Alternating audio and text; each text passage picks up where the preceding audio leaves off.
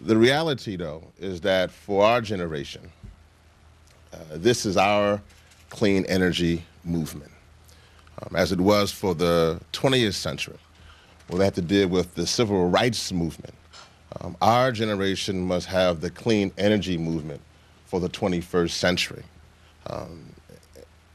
In the last century, they were dealing with drinking from the same water fountains and going to the same pools, being able to go to the same hotels. And we came together as a country, black and white, brown and yellow, male and female, Christian, Jew, and Muslim. We came together to defeat that. But now we're not dealing with just equality. Our generation is dealing with existence. If we don't get this problem solved, literally humanity ceases. If we don't fix the problem now with global warming and climate change, 9 years into the 21st century, there could possibly not be a 22nd century. And so our generation is not dealing with so much the civil rights movement as we must organize and mobilize and energize for a clean energy movement. That's why I'm so happy that Bread for the World wrote this outstanding report, A Just and Sustainable Recovery, Hunger 2010, which really outlined fighting poverty, hunger, and pollution at the same time. Just 2 years ago, people weren't really talking about green jobs. It really wasn't on the lips of America. It wasn't something that people where I work with, either in the Bronx or in Compton or in Chicago or in Newark, they weren't talking about green jobs. But they're talking about green jobs today. But they're also talking about green jobs in West Virginia and Kentucky and Louisville, all around our wonderful country. They're discussing green jobs. And I think it's a hunger to fix the two most critical problems of our day, our economic catastrophe and our climate crisis. Now, there's ever two times we don't want to put two words together, are the two words climate and crisis. But we're there. But out of a climate crisis, there are two sides to crisis. There is the one side that is danger, that if we do not fix what is going on with our climate, there's no more snow on Mount Kilimanjaro. There's now huge lakes in the Greenland. The Arctic is beginning to melt away.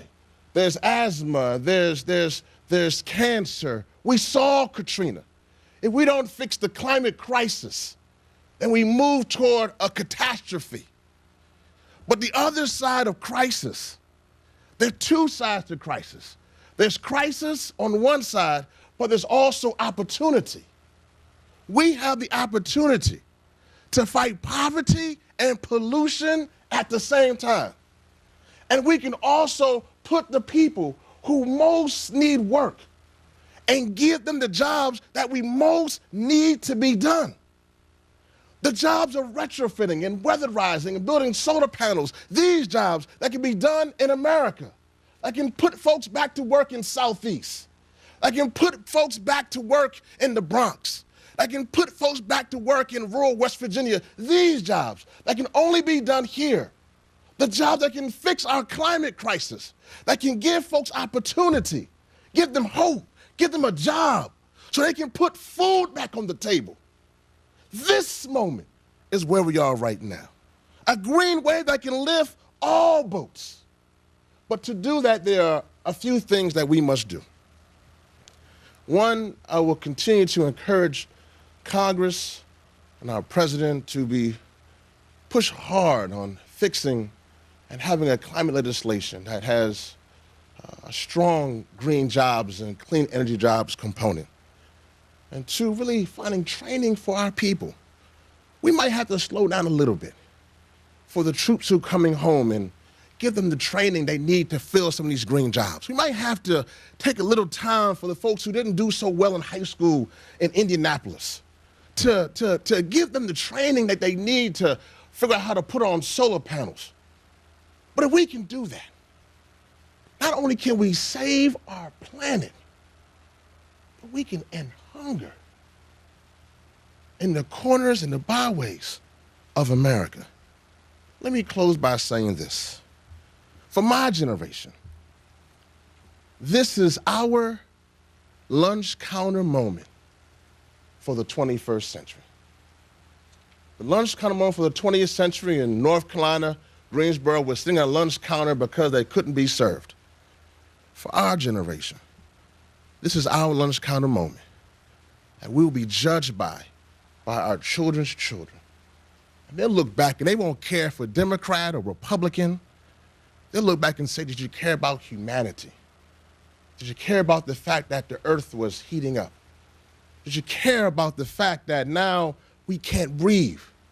Did you take the time to move away from fossil fuels and just take the solar energy and harness it? Did you take that time to do that? And we can bring hope back. We can fight poverty and pollution at the same time. We can give those kids in the hoods jobs. We can begin to give them hope again. This is our lunch counter moment for the 21st century. I pray humanity meets the challenge. Thank you.